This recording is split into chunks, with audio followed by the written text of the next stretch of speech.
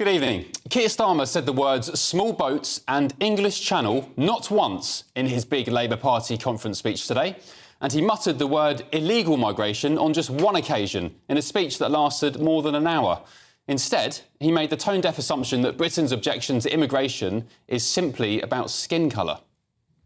And to those who say that the only way to love your country is to hate your neighbour because they look different, I say, not only do we reject you, we know that you will never win, because the British values we stand for, not just the rule of law, but a love for this country and our neighbours, the respect for difference under the same flag that is stronger than bricks, and you know it.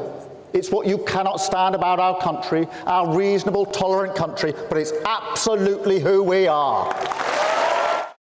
So make no mistake, the next general election will be fought on one single issue, immigration and leaving the ECHR. And Labour better understand this sharpish if they want to keep hold of power, because right now the PM is completely out of touch with Britain.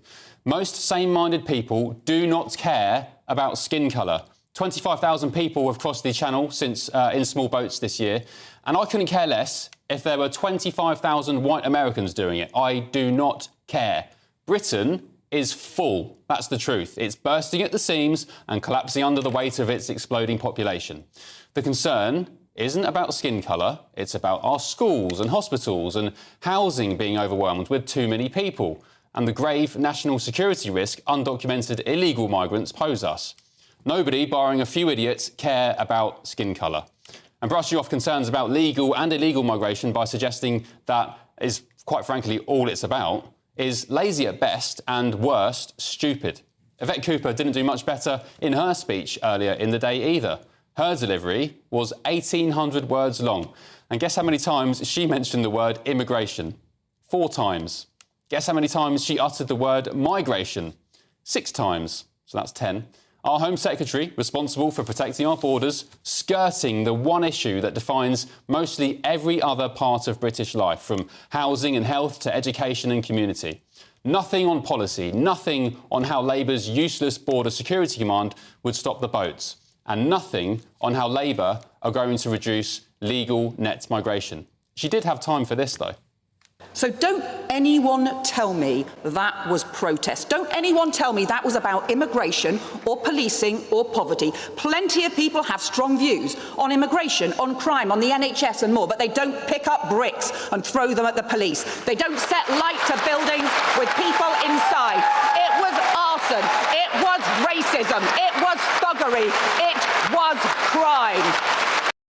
The Home Secretary is once again doubling down and whitewashing concerns over migration with a few mindless idiots who chose to commit crime.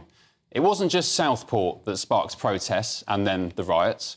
It was the clear two-tier policing of the Hares Hill riots in Leeds, and earlier, the Manchester Airport alleged assault on police officers, for which, by the way, no one has been charged for any crime with yet. And those incidents left the nation worried and angry. And Yvette Cooper, the Home Secretary, doesn't get it. Keir Starmer doesn't get it. And Labour doesn't get the country. Their massive majority is built on flimsy foundations. Their loveless election landslide clocked a lower vote share than Jeremy Corbyn. And the electorate, particularly the Red Wall, will punish them for it. Let's get the thoughts of my panel now. Columnist and broadcaster Esther Kraku, Director of the Centre for Migration and Economic Prosperity, Stephen Wolfe, and political commentator Jonathan Liss. Jonathan, I'll start with you again, if you don't mind, because you're pulling funny faces. What's your thoughts about that? They don't get migration, do they, Labour? They, frankly, don't care about it either. Ben, I know that GB News isn't necessarily balanced, but that was probably the most unbalanced introduction I've ever heard. In what way? Because it was just this complete diatribe against Labour, so rooted in one perspective. Well, it was I know that I'm here to provide a balance, but I kind of think that there was you could have approached that speech in a different way. Look, okay. What's not true? Let's go through it point by point. What's not about, true? it's not about things that are not true. You didn't say anything that was factually incorrect from what I recall you saying just now. But I think that the way that you frame it is not necessarily helpful to conduce to a constructive debate. Clearly, there are a lot of people in this country who are racist. There are a lot of racists in this country. I don't think it's politically... Look, I'm not saying it's... We haven't got any evidence there's a lot of people who are racist. Stephen, I mean, come on, that's huge. No, look, there are people... I think it's the opposite. I think it's a small number of people who are racist. I'm glad you think that. I happen to think there are actually more people than is... And, yeah, I'm often accused of being politically correct and snowflakey, woke, whatever, but when I dare to say something that I think is the truth, people shout me down and say, no, that's not true, that's not true. Well, I'm sorry, I think it is true. So now, I'm not saying that I'm not saying that everyone who is concerned about immigration is racist. I'm not saying that. But I also think it's completely legitimate for the Prime Minister to point out there are a lot of people who don't like their neighbours because of the way they look or the way they dress or the different culture they might have. I agree. That's legitimate for him to point out. But the point is they're doing that and then not addressing the legitimate concerns about migration. But they are. Whitewashing... Starmer literally said in his speech that he wants to bring down net migration. And obviously, net migration is an interesting term because it means that you're having to regulate the people who leave the country as well as the people who come in. But he does want to do that. Now, I actually am much less concerned about immigration than Starmer is, but he is acknowledging that migration is an issue. He's just picking up on the people who are racist, which is fine. I think it's one of the interesting things that you mentioned was about where these voters, the voters that feel like the Labour Party are going to go, because they're certainly not going to go further left. The people that, as you say, are rightfully concerned about immigration levels being too high, or the fact that immigrants that are coming into this country are not socially integrating. You have communities that are living parallel lives alongside the rest of us, which is a problem, because if you don't know your neighbour, you're less likely to like them. If you feel like your neighbour hasn't bought into British values, you're thinking, what is actually going on here? Who's in control? And the reality is the actual implications of this are more severe than people think. They're not going to go further to the left, right? If Labour doesn't get this right, and the British public at the end of 5 years still thinks they're either deliberately gaslighting or deliberately ignoring people, they're just going to move further right. And that space is being occupied by Reform. Reform came second in over 100 seats, almost 100 seats at the last election. The real threat on the Tories are finished. The Tories are toast. But by saying, what did Vivek Cooper say, that they're right-wing wreckers? Right-wing wreckers, which is fine. That's on brand for the Labour Party. But I think actually, on a practical level, she's really ignoring a huge gap in the market that has been created by this. Stephen, Jonathan says that Starmer cares about migration, right? But he didn't mention the word small boats or English Channel once in his speech. No, he didn't, and in reflecting on what Yvette Cooper said as well, she didn't really either, because it's really not the sort of thing that they're going to mention at their conference, because there are lots of people in the Labour Party who are, like Jonathan, not concerned that much about large-scale migration in this country, and yet they are concerned about housing, they are concerned about the cost of water and our public services, they are concerned about... How do you disconnect the two? Well, how do you disconnect high levels of migration? Well, I was going to say, there's a cognizant dissonance that's within the Labour Party and the socialists as a whole, who cannot understand that mass migration plus population is the driver in today's Britain of all the costs that are impacting all of society. Okay, Stephen, look, we all know, and you know particularly, that the biggest chunk of migration in this country is people who are being let in by the government. And the reason they're being let in by the government is that they are here to fulfil gaps in our economy. The government has the right, by the way, it had the right to do this before Brexit as well, in many cases, but it certainly has the right now to turn down pretty much anyone that it doesn't want in this country. But it's not doing that, so the Conservative government focused on the irregular or illegal migration, if you want to call it that, because that was it's always been called, Jonathan. No, it's... You're just doing what Starmer does and Labour are doing now, some bizarre twist where they're saying irregular migration. Irregular is a neutral term. Illegal migration is a loaded term. It's a term that's been introduced by the EU, but actually when you're doing statistics, there is very clear delineal lines between legal and illegal migration. Well, and that's where we come in. The point that we've got to look at is, you're right that the Conservative Party made a massive mistake with some of its ways that it opened up legal migration, particularly when you allowed families of students to come across, particularly when you allowed families of people who got visas. They are massive problems too. But the overall picture is that we've led to huge population growth, 10 million people in over 20 years connected to it. 2/3 of all births in this country are caused by people who've come here in the last few years, who are migrants. All of those have an impact on the health service. So two-thirds. What are you saying? Two-thirds of all births to people born are born to people who weren't born. Is that what you're saying? That's right. No, you didn't say that. You didn't say to people. Native.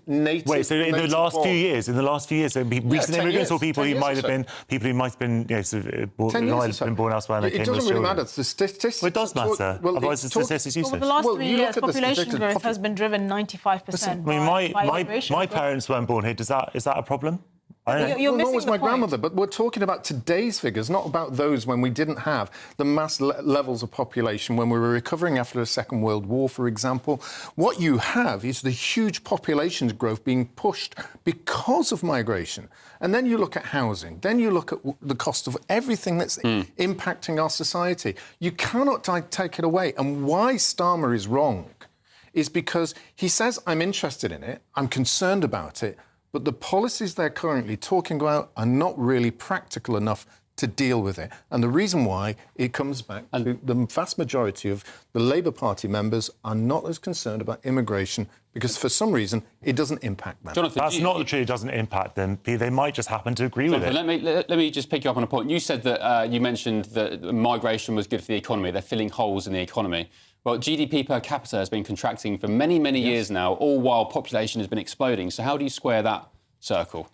Well, look, Britain has a huge productivity problem, and we have massive labour shortages. But I thought migrants, we've had uncontrolled mass migration on a scale. Hasn't been uncontrolled. It's not uncontrolled.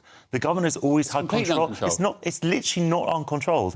If you've ever been to an airport in this country, you'll know there is someone, literally, even if you're British, who's checking that you have the right to come into this country. It's not an open border. It never has been. And if we hadn't had all those people coming in to work in our NHS or to work in the care sector or to go to our universities, because our universities are on the brink of failure, then it would have been even worse, I guarantee you. Well, some of them should perhaps, because we've been over-reliant on bringing people in from different countries to kind of sustain this kind of growth that was there. But when you look at the numbers coming in, you talk about 1.6 million people who've claimed asylum and been granted the right to remain in this country who are unemployed, who are not working. Esther, so we've had people coming into this country that are just not filling. Well, asylum seekers aren't allowed to. Of course, we have employment problems and skills problems in all walks. They're not filling the jobs. I think it's interesting that we talk about migrants filling the gaps in our economy. No one's talking about actually let's invest in British people, British workers. Let's pay them more. Because here's the thing: the argument that many people, and I don't want to say on the left, but many people say about sort of migration and these genderless widgets that are not human beings, that apparently don't come with values and a culture that may or may not be compatible with Britain, is this idea that they're just going to do these jobs like they're a bunch of robots. But the argument is never actually, instead of importing in thousands of people to work in the care sector, for instance, for £20,000 a year, why don't we actually pay carers more? Why can't we have both? British workers? No, because the thing is, you can't have both if the argument is, oh, we need more people to fill these gaps. How then do you simultaneously say, let's pay British people more? You can't have both. You have to. As we got more people in, they become older. Esther, the point that I would add to that is that I'd never approach migration from an economic perspective only. I think it's a huge social and cultural good, and I will defend that point. OK. All right. Thank you.